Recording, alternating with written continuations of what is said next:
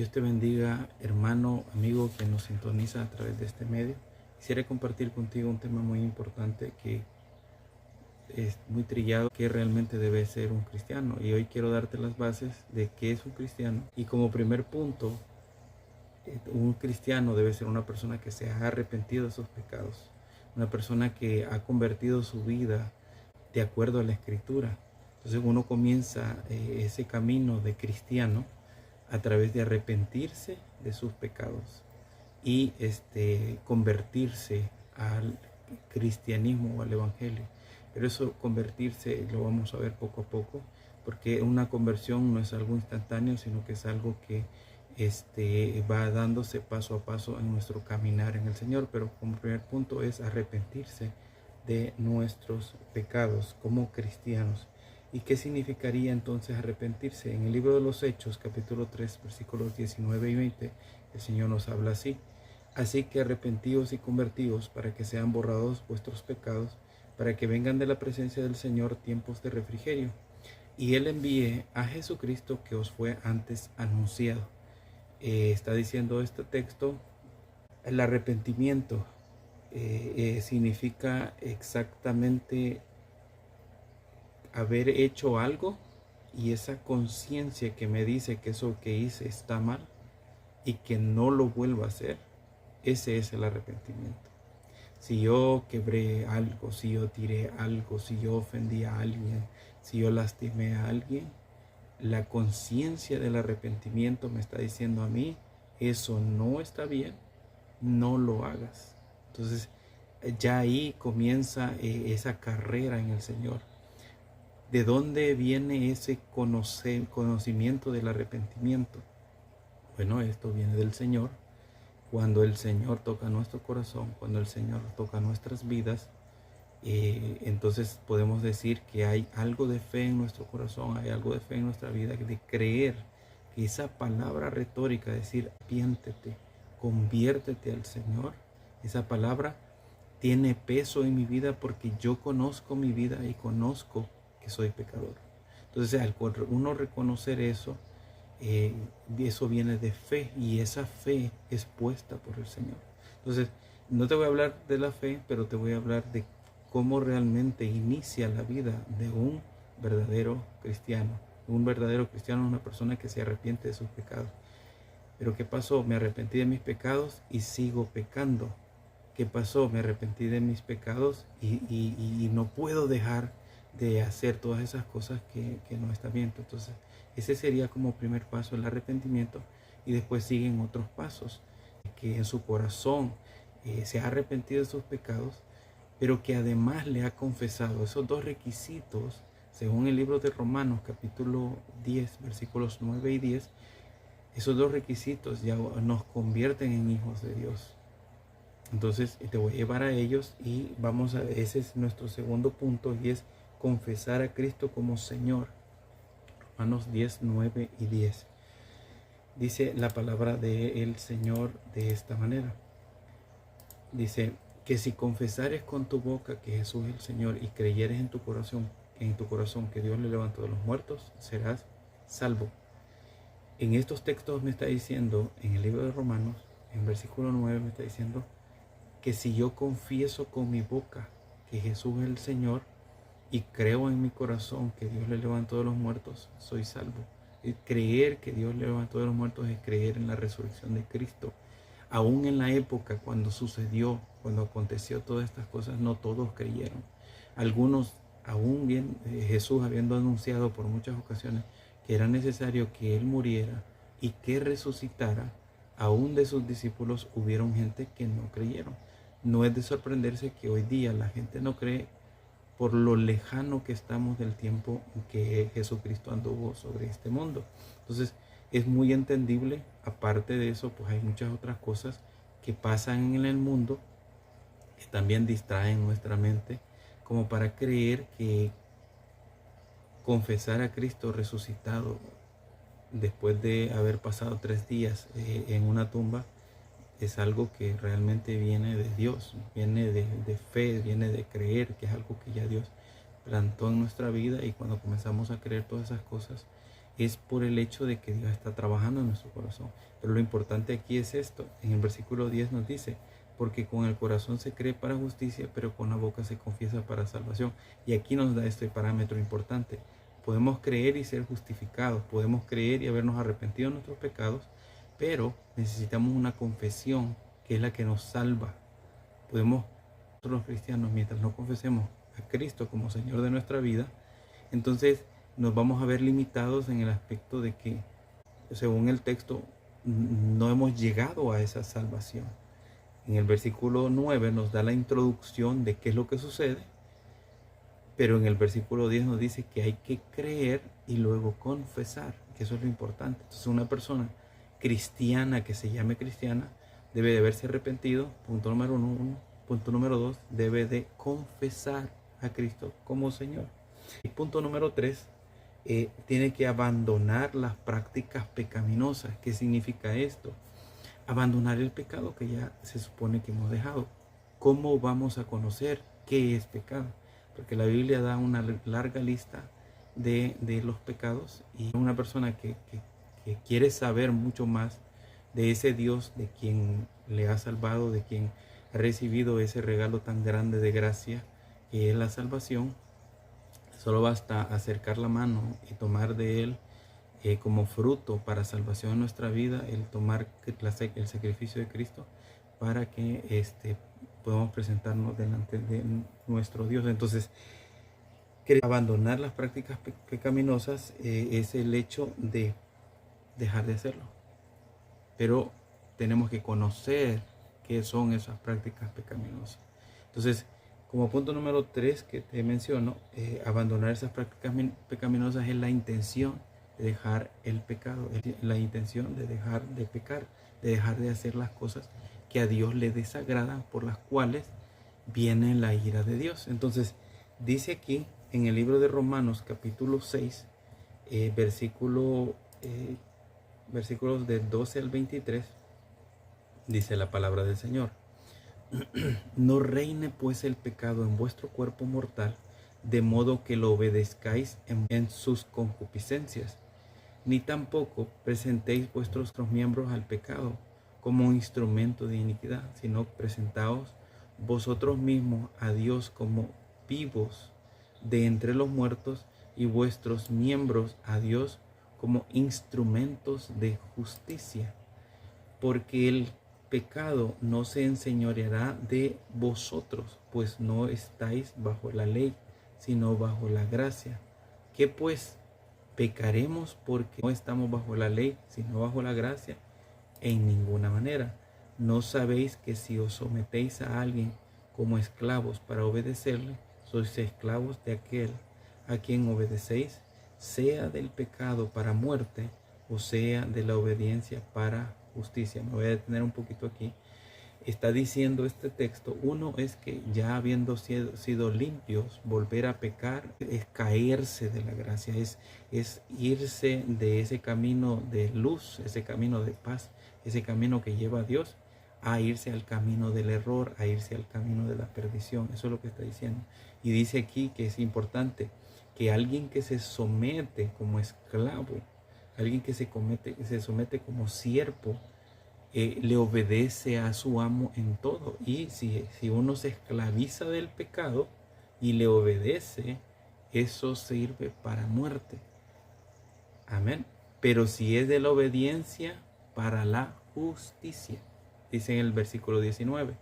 Pero gracias a Dios que aunque erais esclavos del pecado, habéis obedecido de corazón a aquella forma de doctrina a la cual fuisteis entregados. Y libertados del pecado, vinisteis a ser siervos de la justicia.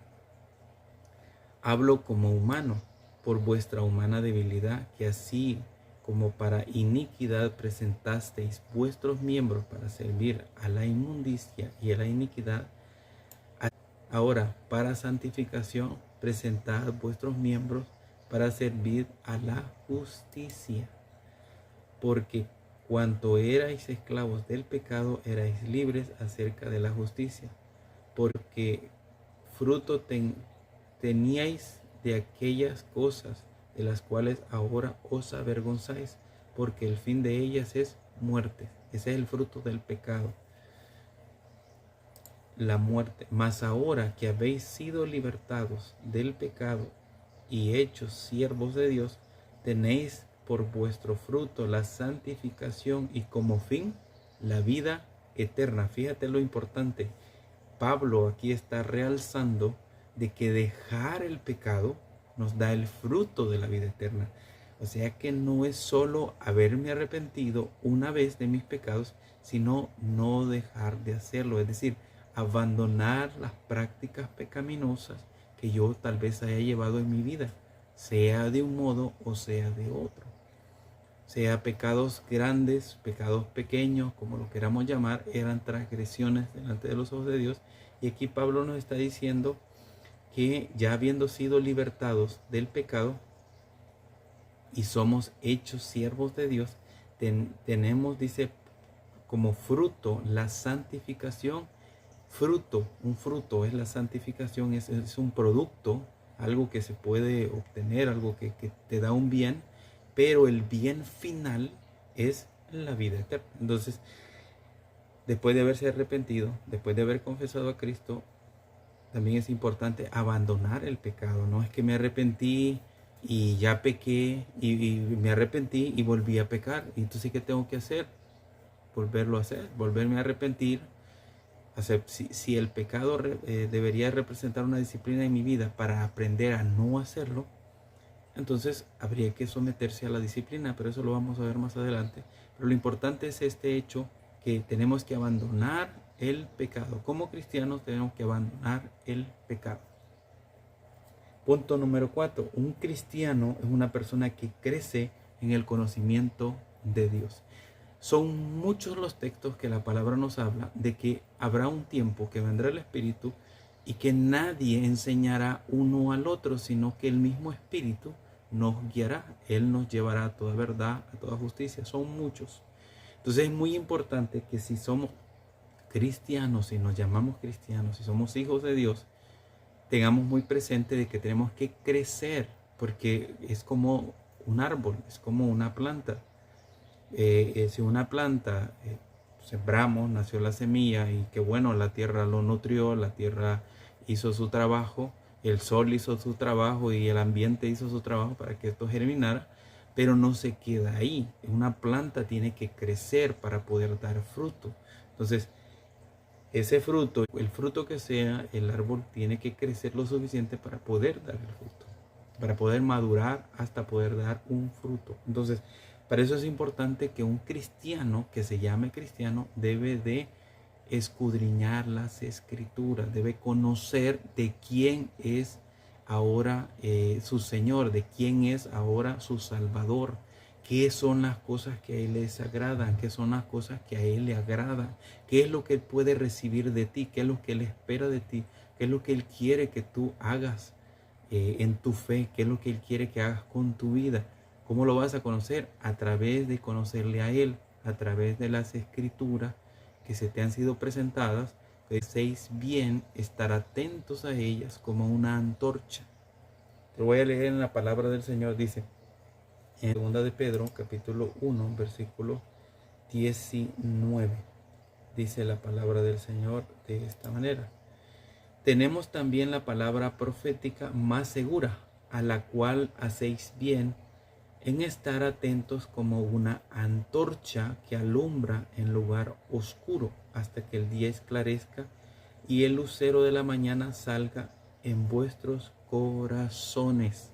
Esto tiene una implicación bastante profunda, pero quiero tomar esa primera parte que dice, tenemos también la palabra profética más segura, a la cual hacéis bien en estar atentos como una antorcha. Si tú haces eso de estar atento a esa palabra, estar atento a lo que el Señor te está hablando a través de la palabra del Señor, qué es pecado, qué no lo es, cuál es el comportamiento que debes tener como hijo de Dios, cómo debe ser tu comportamiento acerca de tus padres, acerca de tus amigos, acerca de tu trabajo, acerca de tus jefes, acerca de todas las cosas, tu comportamiento, cómo se debe de guiar. Esto todo lo vas a encontrar en la palabra del Señor. Ahí hay consejos de Salomón, ahí hay consejos de David, ahí hay consejos de los profetas, ahí hay consejos de los evangelistas. Los 4 evangelios hablan muchos consejos que tienen que ver con la doctrina de Cristo y del comportamiento de un cristiano. Así como el Nuevo Testamento rige mucho sobre eso. Muchas cosas son explicadas que vienen desde el Antiguo Testamento y que te son enseñadas a través de Santiago acerca de la fe viva, o una fe que va a morir, una fe que se muere. Es decir, que los frutos de la fe son visibles, son visibles. Si tú tienes fe, tienes frutos. Si no tienes fe, no va a haber fruto en ti. Entonces, es muy importante también conocer todas esas cosas, pero es importante que tú tengas bien claro que si eres un hijo de Dios, tú tienes que crecer en el conocimiento de la palabra del Señor, crecer en el conocimiento del Señor a través de su palabra. Que este libro no me gusta porque tiene muchas genealogías. Pasa por eso, lee, porque muchas cosas se aprenden de leer toda la escritura y no seleccionar solo aquello que acomoda mi vida, solo aquello que me hace bien, solo que me levante el ánimo, sino aquellas cosas que también me dicen qué estoy haciendo mal, cómo debo de caminar, cómo debo de vivir en este mundo, qué es lo que tengo que hacer, qué es lo que Dios espera de mí. A Israel el Señor le dice en los profetas, ¿qué es lo que Dios espera de ti? Que seas justo, que tengas misericordia. Él no esperaba grandes cosas, sino cosas tan al alcance de todas las personas. Tener misericordia de otra persona, hacer justicia justa, no aquella que se tuerce a través del soborno, como cuando Cristo fue entregado, que a través de sobornar a muchos, Cristo fue entregado en manos de los gentiles para morir. Entonces hubo soborno, y como ha habido en la historia de la justicia del hombre, mucha maldad, mucha justicia injusta, y la llamamos justicia porque sí tiene un origen en la justicia de Dios, pero el fin no es la justicia de Dios, sino la justicia que el hombre le prefiere, que el hombre le acomoda mejor. Entonces la justicia verdadera viene de Dios, pero eso lo vamos a alcanzar tú y yo a través de conocer la palabra del Señor. Bueno, esto nos lo dice Pedro, lo que acabamos de escuchar, pero también en Hebreos capítulo 5, versículo 12, también el Señor nos incentiva a buscar en el Señor. Libro de Hebreos capítulo 5, buscar en el Señor ese conocimiento que nos va a preparar, que nos va a ir en nuestra vida, nos va a ir acercando cada vez más a esa perfección que es en Cristo Jesús. Uno se convierte, uno se arrepiente, uno confiesa a Cristo y no es perfecto. De hecho, por eso uno lo hace, porque es imperfecto, porque necesita perfeccionarse en Él, como un alfarero está haciendo un objeto de barro y está trabajando. Pues así es nuestra vida. Nosotros estamos siendo moldeados, siendo trabajados, pero a través de caer en manos del alfarero, que es Dios nuestro alfarero, Cristo el medio para llegar hasta Él, y el Espíritu Santo acomodando todas esas asperezas en nuestra vida o esas deformidades que mantenemos y que tenemos para lograr tener un producto. ¿Qué pasa? Nos echamos a perder, pecamos delante de los ojos de Dios. Pues Él con mucha paciencia vuelve de nuevo a moldearnos, y eso muchas veces va a implicar disciplina, muchas veces va a implicar cosas que sean un ejemplo para que el resto de la comunidad no cometa esos errores, no como un castigo, sino como una madurez. Entonces veámoslo así: crecimiento en la palabra de Dios. Aquí nos dice en el libro de los Hebreos, capítulo 5, versículo 12, porque debiendo ser ya maestros. Mire, aquí el autor del libro de los Hebreos está exhortando que la persona debería de ser una persona conocedora de la palabra, y está hablando a cristianos, porque debiendo ser ya maestros después de tanto tiempo. Esto es importante porque no podemos esperar ser maestros de 1 o 2 días o de unas pocas semanas que nos hayamos convertido. Después de tanto tiempo, es decir, ha habido una constancia de tiempo. Después de tanto tiempo tenéis necesidad de que se os vuelva a enseñar cuáles son los primeros rudimentos de la palabra de Dios, y habéis llegado a ser tales que tenéis necesidad de leche y no alimento. Eso significa que hay cosas que se te pueden enseñar a medida tú ya tienes una base de conocimiento. Pero si esa base de conocimiento tú no la tienes clara, no se te pueden enseñar cosas más profundas. Entonces eso es lo que está diciendo el autor. Ustedes ya tienen tiempo suficiente de haber pasado ya estas páginas y llegar a esta página que es un poquito más profunda, más difícil de entender, pero que sí lo vas a lograr entender si ya pasaste lo anterior. Pero si te mantienes en lo mismo, en esos pañitos tibios de que el Señor me bendiga, que el Señor me dé, que la prosperidad, que la abundancia, no. Hay temas muy responsables en la palabra del Señor que no tienen que ver con una abundancia aquí en este mundo. Hay temas muy importantes como son los frutos del Espíritu, como son hacer justicia, como son profundizar en sus misterios. La salvación es un misterio. La gente todavía no lo ha podido palpar. ¿Por qué? Porque sigue siendo un misterio. Todavía sigue un misterio. Lo que pasa ahora es que tenemos una mejor comprensión de este misterio, pero no lo podemos conocer en totalidad hasta que se consume. Y seguimos avanzando, creciendo en el conocimiento de la palabra de Dios es una de mis responsabilidades. Y el autor nos exhorta a eso, tener esa madurez, que haber crecido, dejar los primeros rudimentos no quiere decir abandonarlos, quiere decir pasar la página, quiere decir ponerle algo arriba sobre eso, lo que yo ya sé, ponerle algo más, como dijo Pablo, dice que Cristo, que es la piedra, dice que y todos nosotros los edificadores, Él es la piedra angular de donde se edifica nuestra fe. Es decir, que todo el conocimiento de Cristo apoya o sostiene todo el conocimiento que nosotros podemos agregar. Si el conocimiento se aleja del conocimiento de Cristo, entonces es algo que no tenemos que tener, porque es algo que o pertenece a la ley o pertenece al mundo. Pero lo que pertenece a la fe se va cimentando solamente sobre Cristo. Seguimos avanzando. Y todo aquel que participa de la leche es inexperto en la palabra de justicia, porque es un niño.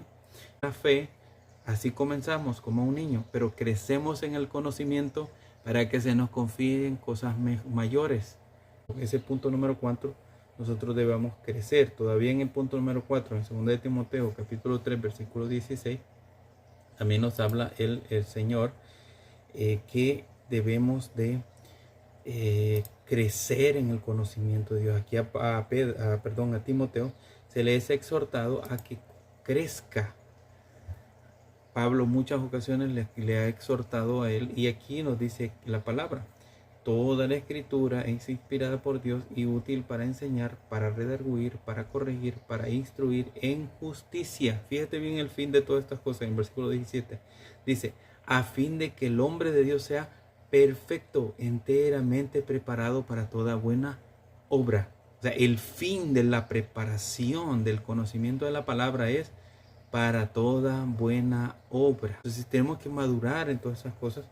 Pero antes de perder el tiempo en querer ser alguien en este mundo, queramos ser alguien delante de los ojos de Dios, conociendo su palabra, no pecando, porque esas son las buenas obras. Que tú no estés pecando, que tú no estés dando el mal mensaje por el tiempo que tú tienes de ser cristiano, y tú sigues en las prácticas pecaminosas y descuidas la palabra del Señor y escuchas una palabra que te dice: tú puedes hacerlo, tú eres bueno, tú eres aquí, tú eres allá, y no escuchas la palabra del Señor que te dice: ese mal pensamiento que tienes, debes alejarlo de ti; esos celos que tienes, debes alejarlo de ti; esa altivez que tienes, debes alejarlo de ti. Todas esas cosas que son asperezas en tu vida, tienes que arrancarlas de tu vida. Entonces, no nos podemos quedar con esos pañitos tibios nada más de decir que yo lo hago todo bien, porque no es así. Aún los pastores se equivocan, aún los ministros, los evangelistas, todos nos equivocamos y cometemos errores. Algunos son muy graves y otros tal vez no lo sean, pero siguen siendo errores. Y si uno persiste en ello, uno cada vez más está enseñando el error. No solo por decirlo o predicarlo, sino también porque uno lo vive. Y uno es un ejemplo para los demás, y más si uno tiene un cargo ministerial, uno debe ser un buen ejemplo. No debe ser el ejemplo de que yo tomo la palabra, me olvido del contexto de donde tomo un texto y lo pongo y lo acomodo como yo quiero.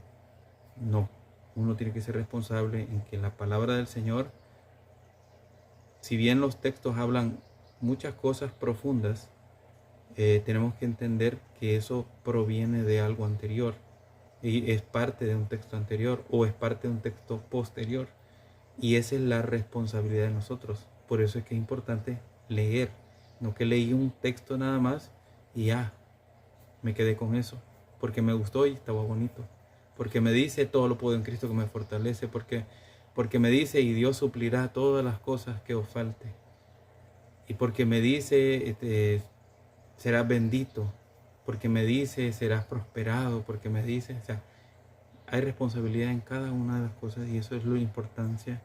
Esa es la importancia de leer y escudriñar estas escrituras que nos dan vida a nosotros. Como punto número 5, dice aquí que uno como cristiano, si es cristiano, debe crecer en la oración. Nadie nace aprendido, todos aprendemos a orar. Los discípulos se le acercaron al Maestro Jesús y le dijeron: Señor, Juan le enseñó a sus discípulos a orar, enséñanos. Eso es importante, aprender a orar. Podemos orar, y la primera oración que nosotros debemos haber hecho si somos cristianos es: Señor, yo me arrepiento de mis pecados, yo me arrepiento de haber llevado mi vida en el rumbo que la llevaba. Quiero que me ayudes, quiero recibir el sacrificio de Cristo. Abandono mi vida de pecar y tomo esa vida en Cristo y lo confieso a Él como Señor de mi vida. Lo que sea parecido a lo que acabo de mencionar, lo que sea, tuvo que haber sido mi primera oración. Y tal vez fue bien simple, como decir: Señor, ya no puedo más, lo traté, lo intenté, pero no puedo, ayúdame. Tal vez fue algo muy profundo. De la manera que haya sido, la constancia en la oración es la que va a traer ese crecimiento en la oración. Tal vez fueron tediosos 5 minutos orar para mí en sus inicios, y en la práctica, en la constancia me fue haciendo crecer cuando comencé a recordar que tengo muchos familiares que no conocen al Señor, y cómo quisiera yo transmitirles mi fe, transmitirles esa salvación que yo he recibido. Llámense amigos, familiares. Y cuando uno comienza a crecer en eso, a crecer en esa oración, crece en la intercesión, crece en la reprensión, crece en la cobertura, crece en el agradecimiento, todo como parte de la oración. La oración es un acto múltiple, no es un acto enfocado solo en pedir. Tenemos por error pedir solamente, pero hay mucho más en la oración. En la oración está la confesión, en la oración está el agradecimiento delante de los ojos de Dios. En la oración está la intercesión por otras personas. O sea, hay profundidades. Y en la oración está reprender nuestro corazón por la palabra del Señor, aún en oración. ¿Cómo? Aceptando la voluntad del Señor en nuestra vida. Reprender nuestras acciones aceptando la voluntad del Señor en nuestra vida. Señor, yo te ofendí, yo pensé esto, creí esto, y yo me arrepiento de todas esas cosas. O sea, esa reprensión en nuestro corazón debe ser a través de la oración. Entonces hay crecimiento. Ahora, ¿quién nos dice eso? ¿Qué parte de la Escritura nos confiesa eso? Eso está en Efesios capítulo 6, versículo 16. Libro de Efesios capítulo 6, versículo, 18. 6, 18. Y dice así la palabra. Dice: orando en todo tiempo con toda oración y súplica en el Espíritu, y velando en ello con toda perseverancia y súplica por todos los santos. Aquí la palabra clave es perseverancia. ¿Qué es perseverancia? Es constancia, es continuidad, es ir avanzando en el mismo tema. Si estoy orando, entonces constante en la oración, eso es perseverancia. No es el único texto que nos habla acerca de perseverar, acerca de crecer en la oración. Pero es que yo siempre oro mal, que no tengo palabras. Vas a tener palabras para decirle al Señor cuando veas tu realidad, cuando conozcas su palabra y cuando veas qué es el estándar que Él quiere de ti. Entonces vas a tener suficientes palabras para decir: Padre, yo no doy la medida, yo no estoy cabal, me falta algo, no soy paciente, no soy aquí, no soy allá, pero a través del conocimiento, a través de conocer su palabra, ahí es donde van a venir palabras a tu vida, porque conoces su palabra, conoces tu vida y sabes qué cosas no están bien en ti que necesitas cambiar. Entonces, un cristiano es alguien que crece en oración, no es alguien que oró hoy para toda la semana, no es alguien que oró hoy para todo el mes, no es alguien que vive una vida apática, apartada de Dios. Si es así, porque muchos por el servicio a Dios pasan muy ocupados y andan haciendo muchas cosas y aquí eventos y que aquí, y lo que menos hacen es orar. Pues déjame decirte que es una vida cristiana en decadencia. Una vida que no tiene oración es una vida cristiana, pero en decadencia, en declive, una vida que no avanza por mucho conocimiento que tenga la persona. Pablo dice que si yo tengo toda la fe y conozco todos los misterios, pero no hay amor en mi vida, nada soy.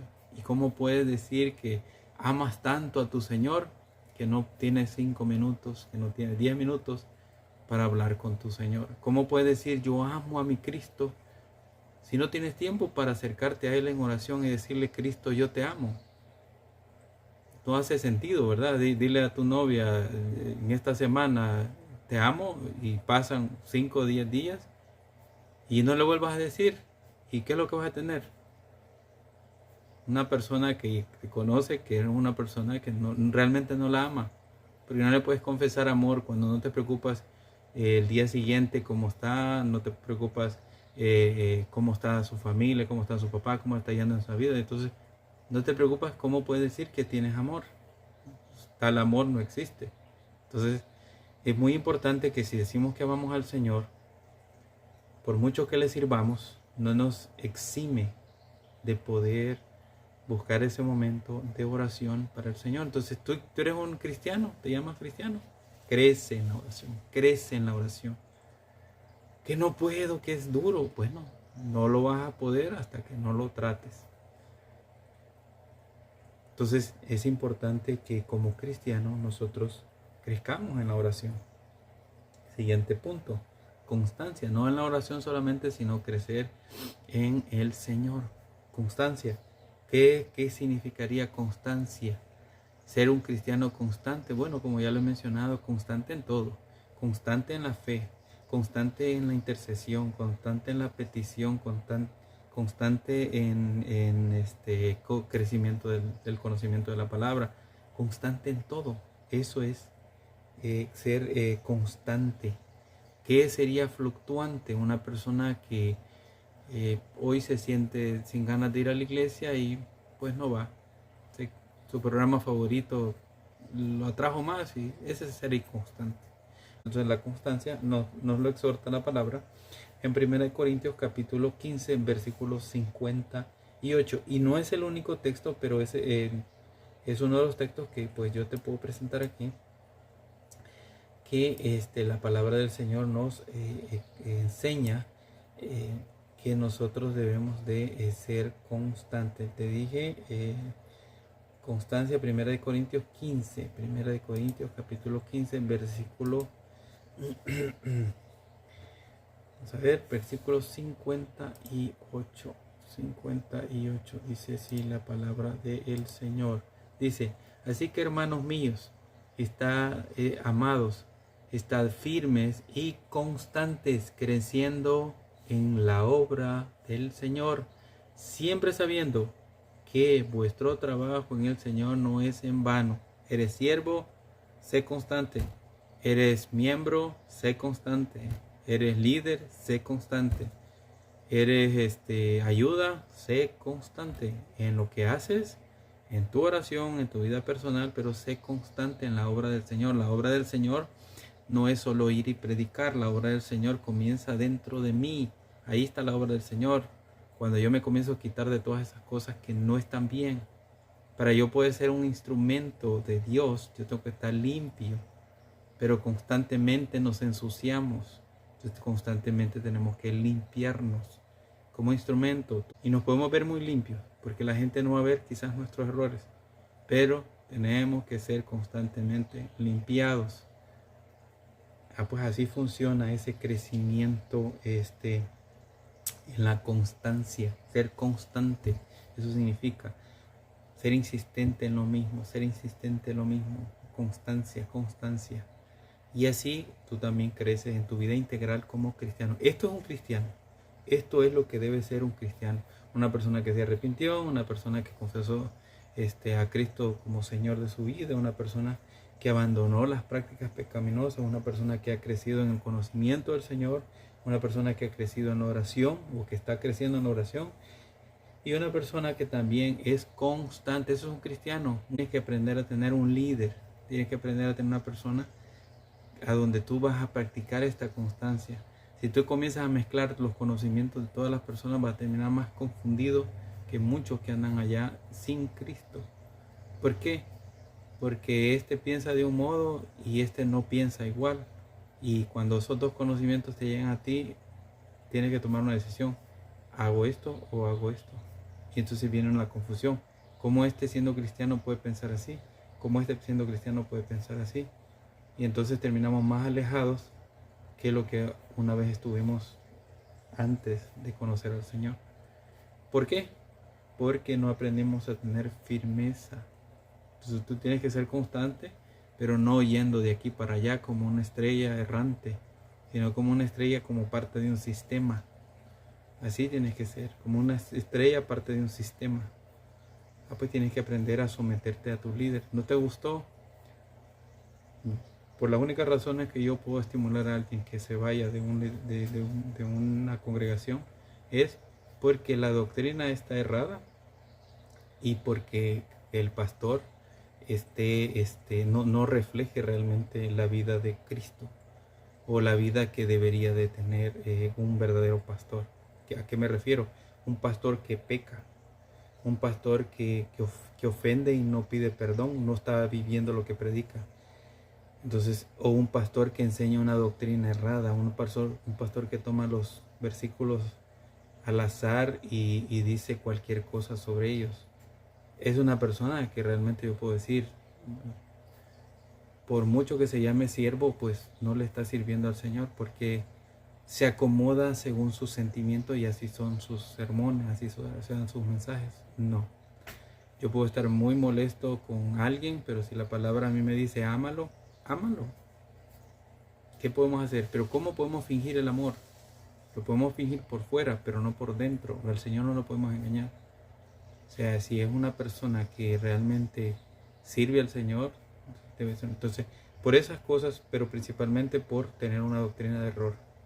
¿Cómo puedo saber que en la iglesia donde yo estoy tengo una doctrina de error? Primero es ver la vida de cualquier cristiano que se llame servidor, que primero haya pasado por todo esto, que se haya arrepentido, que confiese sus errores. Vendrán errores y también debe confesarlos. Entonces es muy importante que tú y yo, Dios en esos tiempos pues estamos viendo ya cosas demasiado difíciles para decir que Cristo se va a tardar. Cristo viene muy pronto. El problema está en que aquí hay muchos estudiosos que pueden decir, mira, Cristo no viene sino en el año X.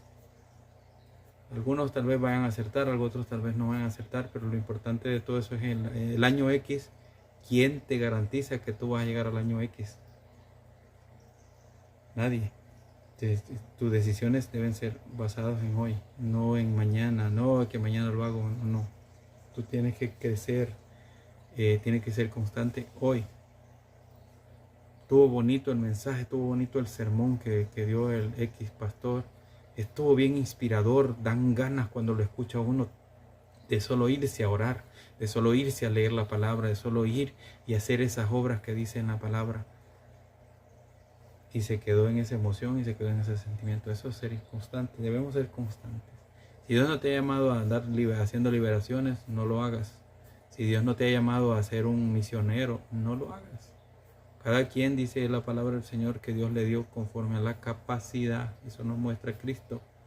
En todas sus parábolas Él muestra cuando habla acerca de los talentos, cuando habla acerca de las minas. Él habla acerca de que cada uno tiene una capacidad diferente. y conforme a la capacidad uno recibe o deja de recibir. Entonces es importante, un cristiano debe ser una persona constante.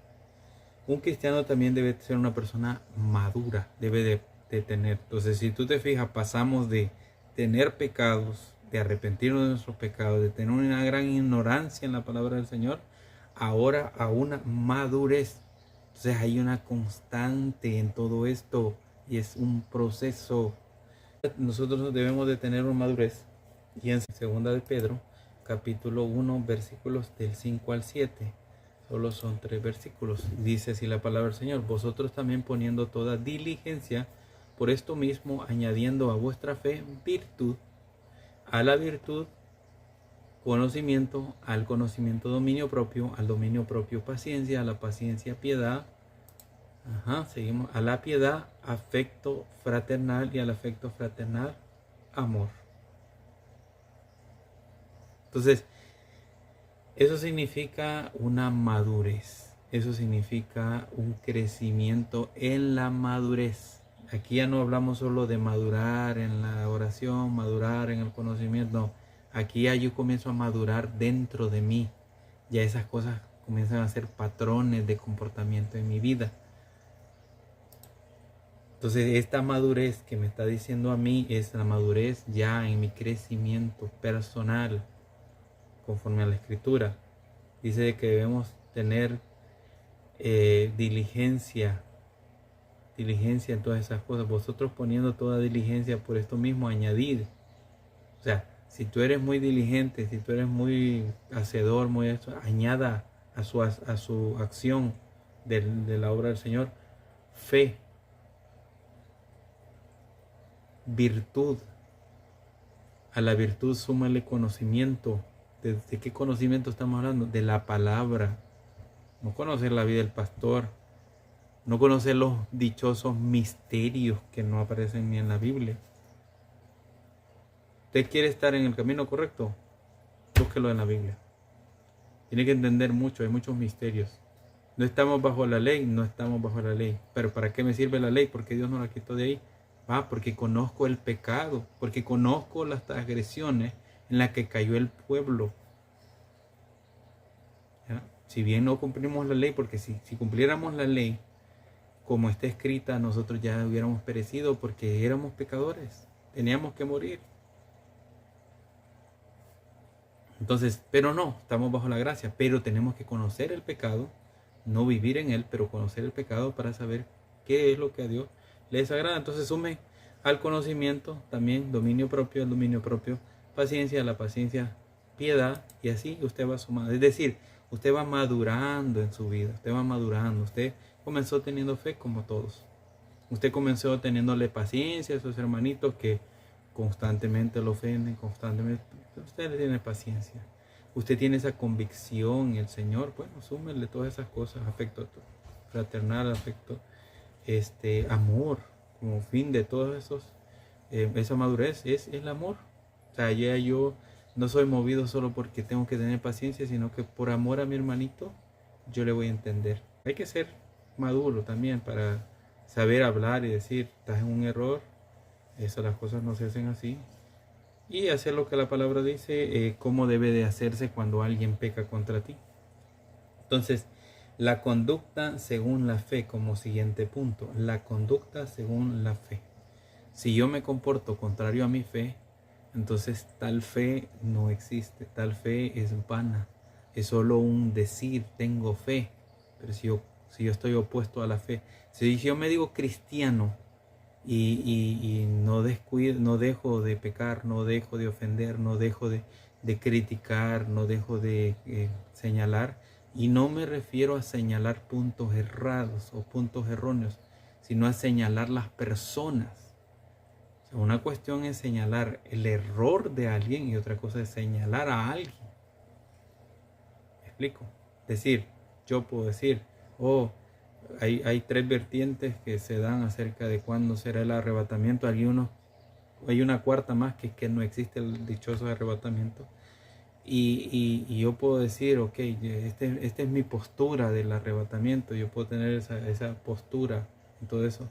Pero yo encuentro que hay un error, o alguien encuentra que hay un error en la postura que yo tengo, porque yo la estoy planteando basado en ciertas cosas que su contexto no menciona o no son parte de lo que estoy explicando. Entonces, alguien puede señalar mi error y es válido, es muy válido señalar el error, nos guste o no nos guste. Si tenemos un error doctrinal, debemos corregirlo. ¿Por qué? Porque todos queremos alcanzar esa salvación. Aquel que lo vio y no lo señaló, a él se le va a demandar. Aquel que lo conoció y no lo corrigió, también se le va a demandar.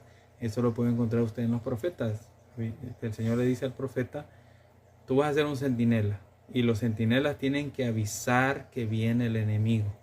Y el que no avise y los haya desprevenido, esa sangre corre por tu cuenta. Pero si les avisas y no se aperciben, es decir, que no se preparan, esa sangre corre por cuenta de ellos, no por tu cuenta, sino por cuenta propia. Entonces, ahí el Señor nos enseña en esos textos de que vemos el error, señalemos el error. Conocemos el error de nuestra vida, porque sea que lo señalaron, porque lo vimos nosotros en nuestra vida, corregirlo. Porque si no, la sangre dice que pues eso significa, la sangre que significa la vida, significa que si morimos espiritualmente por querer mantener el punto de error, es nuestra responsabilidad, no es responsabilidad de Dios. Ya nosotros hemos tomado nuestras decisiones sobre eso. Entonces es muy importante, porque eso quiere decir que mi conducta de fe tiene que ser acorde a la fe, no lo opuesto. Santiago 3:13. 3:13 dice así: ¿quién es sabio y entendido entre vosotros? Muestre por la buena conducta sus obras en sabia mansedumbre. Tú eres sabio, entendido en los misterios, en la palabra del Señor. Bueno, déjame ver qué tan sabio eres a través de tu conducta. Déjame ver tu fe a través de tu conducta, a través de tu comportamiento hacia los demás. Ay, amémonos los unos a los otros. Bueno, ama a tus hermanos también. Tenles paciencia, no los avergüences, no los critiques, no los hagas sentir inferiores, no te subleves sobre ellos, no pongas cargas que tú no puedes llevar para que ellos las lleven por ti. Entonces es importante que nuestra conducta sea conforme a nuestra fe. Conducta conforme a la fe, no conforme a cómo me acomoda mejor, no conforme a cómo yo pienso que debe ser, creo que debe de ser, sino conforme a la fe. Si la fe me dice que lo que estoy haciendo está mal, tengo que dejarlo. Mi conducta tiene que cambiar. Entonces es importante que como hijos de Dios tengamos muy presente que debemos reflejar esa conducta. Si nos queremos llamar cristianos, no solo por llamarnos porque nos reconozcan, sino porque realmente Dios nos ve cristianos, nos ve seguidores de su Hijo, seguidores de Cristo. Si Él nos ve así, pensamos o transmitimos ese comportamiento de nuestra vida como Cristo lo transmitió en este mundo. Entonces es importante que nuestra conducta sea conforme a la fe. ¿Quién es sabio y entendido? Bueno, veamos, seguimos avanzando, 13 y 14. Pero si tenéis celos amargos y contención en vuestro corazón, no os jactéis ni mintáis contra la verdad. Sabio y entendido, una buena conducta. Pero si tienen celos amargos, contención en el corazón, no se jacten ni mientan contra la verdad. Si sería una vida hipócrita, una vida fingida, mi conducta no es realmente conforme a la fe. Yo te digo a ti que tenga fe y yo no tengo fe. Yo te digo que hagas tu vida de esta manera y la mía no se parece en nada a lo que te estoy diciendo. Entonces, nuestra conducta debe, un cristiano, no aquel que le gusta pelear, aquel que le gusta llamar la atención, no. Eso no entra dentro de los parámetros de un cristiano. Dentro de la lista del comportamiento de un cristiano debe entrar todo esto que te estoy mencionando. Y por eso te estoy dando pasajes bíblicos que mencionan todo esto. Entonces nuestra conducta es eso. Traje más textos para que no se quede la duda de, es que ese texto habla acerca de la sabiduría, habla solamente de eso. Mira, 1 Timoteo 4:12 dice, ninguno tenga en poco tu juventud, sino, dice, sé ejemplo de los creyentes en palabra, conducta, amor, espíritu, fe y pureza. Entonces, tenemos que ser ese ejemplo. Fíjense bien, ¿cómo pueden ver la fe de nuestra vida? Por nuestras acciones. ¿Cómo pueden ver el espíritu con el que hacemos las cosas? Con nuestras acciones. ¿Cómo pueden ver nuestra conducta? Con nuestras acciones. ¿Cómo pueden ver la palabra que sé? Con nuestras acciones. Te digo todas estas cosas para desanimarte, porque muchos caemos una y otra vez en todas estas cosas, de no reflejar realmente una conducta como deberíamos de ser cristianos, una conducta según la fe. No la reflejamos, sí, pero la idea es el estándar que el Señor nos está pidiendo. Tenemos que insistir hasta darlo, hasta mostrar esa conducta de hijo de Dios, esa conducta de nuestra fe. Tenemos que insistir y ser honestos. Tal vez el pastor puede ver en ti mucha buena actitud, pero tú te conoces mejor y tal vez te vaya a ofrecer un cargo, un ministerio, y tú que eres honesto contigo mismo, puedes ver, oh, es una buena oportunidad para el obispado, para esto, para lo otro. Y sí, es muy bueno. Yo lo diría, si lo tomas como para que te vean, vas mal. Pero si lo tomas para aprender a guiar a otros, aprender a ser un mejor ejemplo, si lo tomas de esta manera, o crecer, porque cuando uno tiene más responsabilidades, uno tiene más incentivos para crecer, tanto en el conocimiento como en muchas cosas. Entonces, si tú lo tomas de esa manera, te voy a decir, vas por un buen camino. Pero si tú lo tomas como porque te miren, porque oh, qué bonito se ve, que aplaudan cuando uno habla, que esto y lo otro, si ese es tu incentivo, déjame decirte que vas mal. Es un error, es una manera equívoca de llevar tu vida ministerial o tu vida de servicio al Señor. No debe ser así. Entonces debemos ser ejemplo en conducta, como lo dice 1 Timoteo. Ninguno tenga un poco tu juventud, sino sé ejemplo de los creyentes en palabra, conducta, amor, espíritu, fe y pureza. Tenemos que ser ese ejemplo. Pero si nos dicen algo que dijimos mal y reaccionamos mal, no estamos dando ese ejemplo. Es un mal ejemplo realmente lo que estamos llevando. Entonces es muy importante también, aparte de la madurez que ya hablamos, aparte del crecimiento, aparte del conocimiento, aparte de abandonar las prácticas pecaminosas, confesar a Cristo y el arrepentimiento, tenemos que tener esa conducta según la fe. También tenemos que tener la responsabilidad de nuestros propios errores. Santiago 3:2 al 10 nos dice que debemos tener responsabilidad en nuestros propios errores. Buscamos el libro de aquí de Santiago y nos dice, Santiago capítulo 3 versículos 2 en adelante, dice así la palabra del Señor. Leemos hasta el 10. Dice, porque todos ofendemos muchas veces. Mira, hasta la palabra te lo dice, todos ofendemos muchas veces. Si alguno no ofende en palabra, ¿ya? Este es varón perfecto, capaz también de refrenar todo su cuerpo.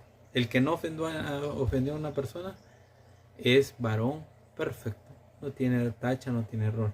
He aquí, nosotros ponemos freno en la boca de los caballos para que nos obedezcan y dirigimos así todo su cuerpo.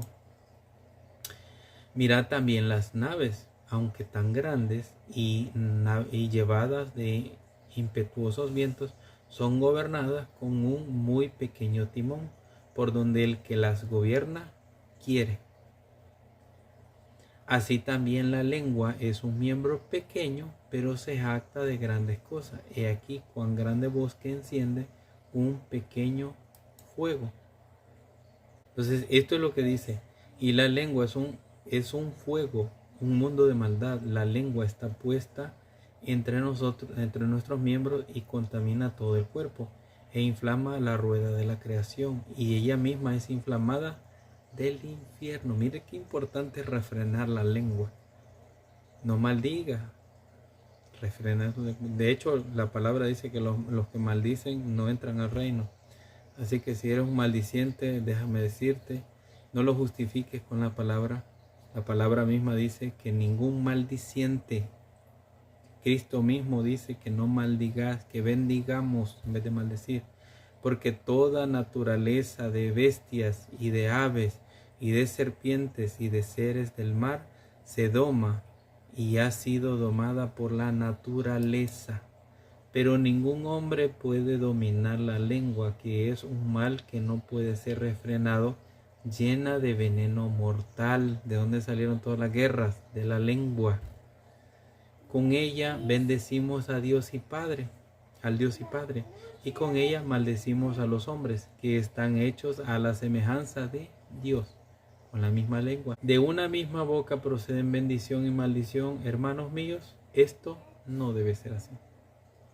Santiago, apóstol de Cristo, uno de los 12, conocido también como Jacobo, lo puede encontrar en los evangelios como Jacobo, Santiago, en esa epístola universal, es decir, una carta universal para todo cristiano. No es enfocada en una sola iglesia, toda la iglesia universal del Señor, la verdadera iglesia universal. Entonces, no debe ser así.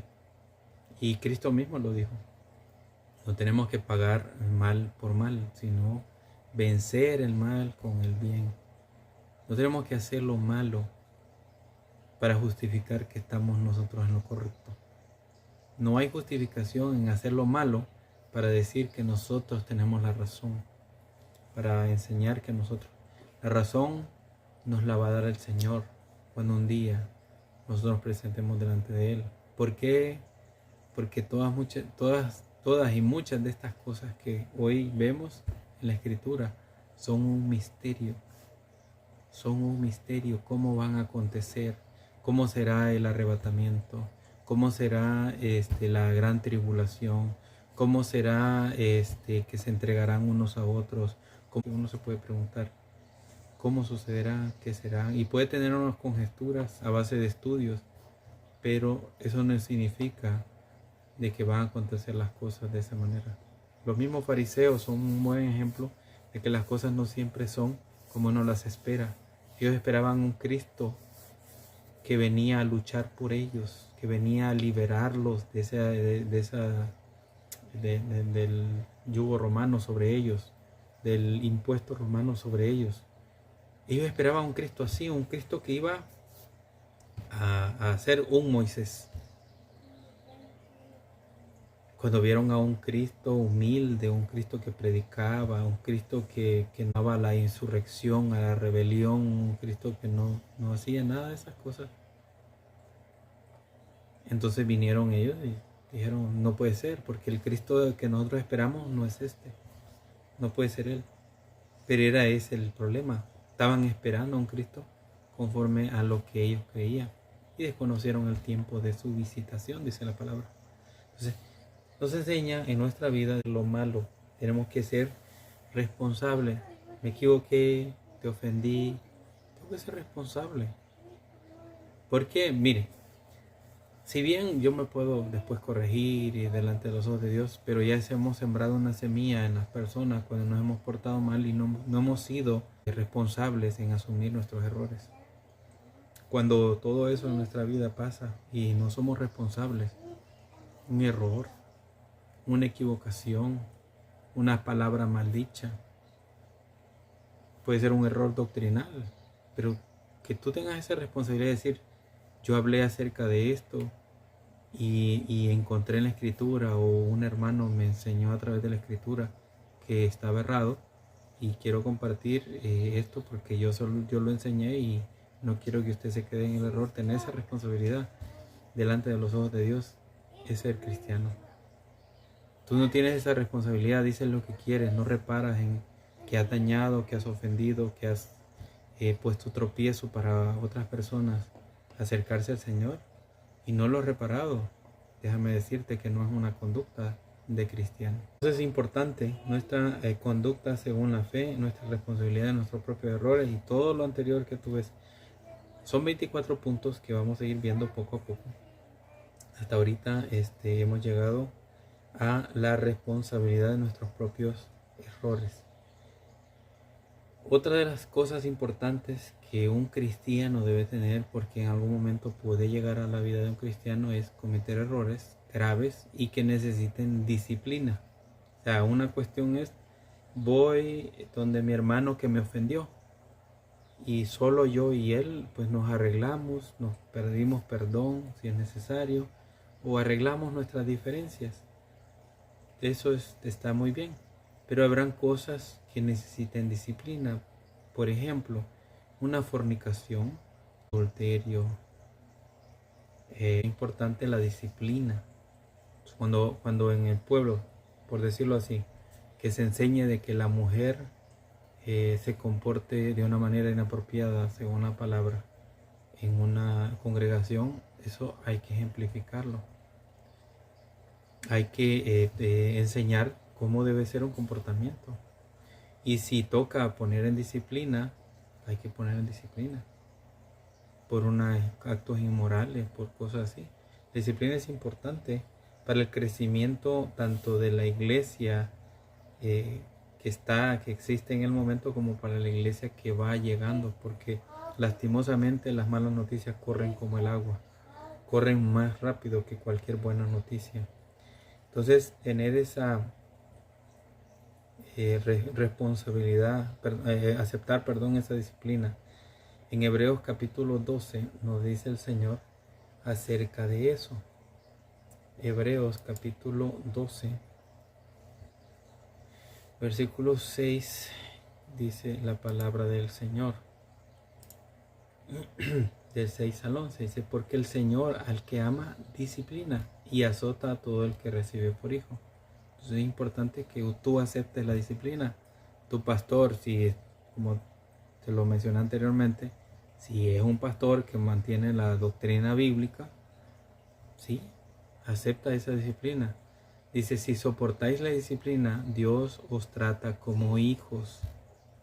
¿Qué padre es? Porque ¿qué hijo es aquel a quien el padre no disciplina?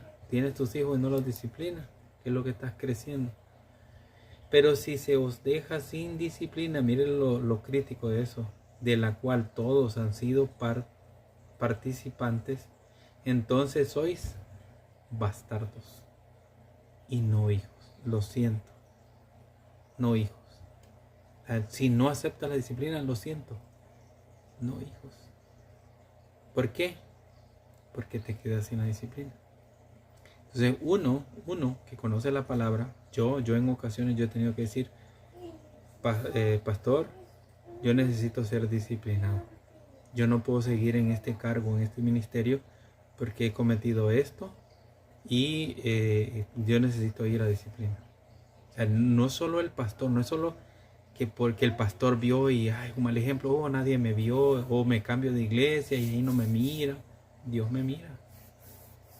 Dios sabe si soy bastardo, que me puedo gozar en una iglesia, pero si no paso por la disciplina, si no paso por ese proceso del Señor de restauración, dice ahí, según el texto, yo no soy hijo, soy un bastardo. ¿Qué es un hijo bastardo? Es un hijo que no goza de los beneficios de hijo. Es un hijo bastardo. Un hijo bastardo es un hijo que nace fuera de un matrimonio. Por lo tanto, no tiene los derechos de hijo dentro de un matrimonio. Lastimosamente, así es. Por otra parte, tuvimos a nuestros padres terrenales que nos disciplinaban y los venerábamos. A pesar de que nos castigaban, pues nuestros padres han sido nuestros héroes, han sido nuestro ejemplo a seguir, han sido el ejemplo de nuestra vida. ¿Por qué no obedeceremos mucho mejor al Padre de los Espíritus y viviremos? ¿Por qué no le vamos a hacer caso al Señor que necesitamos una disciplina? Que necesitamos una corrección. Que necesitamos. ¿Por qué no le vamos a hacer caso? Le hacíamos caso a nuestros padres terrenales, con errores, con fallas. ¿por qué no le vamos a hacer caso a nuestro Padre Celestial, que nos dice que hay cosas que tienen que ser disciplinadas? Y aquellos ciertamente por pocos días nos disciplinaban, como a ellos les parecía, pero para lo que nos es provechoso, para que participemos de su santidad, hablando del Señor. Entonces, es importante que aprendamos a aceptar la disciplina. No es por el bien del pastor, del ministerio, es para mi propio bien. Porque, como lo vimos anterior, dejamos de ser hijos y nos convertimos en bastardos, sin derechos. Pero si aceptamos la disciplina del Señor, entonces somos esos hijos de Dios. Y hay muchos textos, en los proverbios lo pueden encontrar. 12:1, Salmos 94, 12 al 13. El mismo David fue disciplinado. David, el autor de muchos salmos, tuvo que ser disciplinado. Ahora, como cristianos también tenemos que aprender a ser humildes. Cosa dura. Cosa dura me has pedido, como dijo el profeta. Entonces, tenemos que aprender a humillarnos delante de Dios, no delante de los hombres. Ahora, tampoco significa que vamos a sublevarnos delante de los hombres, tampoco. No estoy diciendo eso, pero tenemos que mostrar una conducta de humildad. Como hijos de Dios, debemos tener ese tipo de conducta. ¿Humildad significa agachar la cabeza por todo? No. Humildad significa todo lo opuesto a exaltarse. Reconocer nuestra posición, reconocer nuestra vida y Dios, quiénes somos nosotros y quién es Él. Eso quiere decir humildad o humillarse. Mira, Mateo capítulo 11, versículo 29 nos dice la palabra del Señor en el libro de Mateo capítulo 11, versículo 29, acerca de que nos humillemos o cómo deberíamos de humillarnos. Dice: llevad mi yugo sobre vosotros y aprended de mí, que soy manso y humilde de corazón, y hallaréis descanso para vuestras almas. Jesús está diciendo, Dios mismo diciendo, que su yugo, que llevemos su yugo y que aprendamos de Él. Pero ¿qué puede significar llevar el yugo de Cristo y aprender de Él, que es manso y humilde de corazón, para hallar descanso en nuestras almas? ¿Por qué nuestras almas se van a cansar si no somos humildes? ¿Por qué nuestras almas se van a cansar si no somos mansos? ¿Por qué te he hecho esa pregunta? ¿Por qué yo me voy a cansar si yo no soy manso o humilde? Porque el alma cargada es un alma que se cansa, que está trabajando, un alma que está